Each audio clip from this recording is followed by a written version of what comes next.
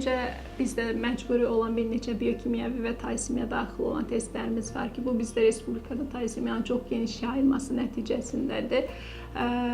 Bunlar zaten yoxlanılır. Bunlardan əlavə bizim təcrübəmizdə ən çox gördüyümüz gizli, yəni heç bir əlamət verməyən, daşıyıcılığı olan və çox geniş yayılmış semiya xəstəliyidir. Biz məsləhət görürük ki, onu tarama şəklində elətdirək. Bir də ailə anamnezi çox önəmlidir. Nigahdan öncə cütlüklər yaxınlaşıb, biz onların ailəsinin, nəslini, kökünü sadə dildə desək, araşdırsaq, ailə ağacı çəksək, orada bilsək ki, hər hansı bir problem var yoxsa yox, həmin problemə, həmin xəstəliyə, hədəfə yönəlik analizlər təyin edirik.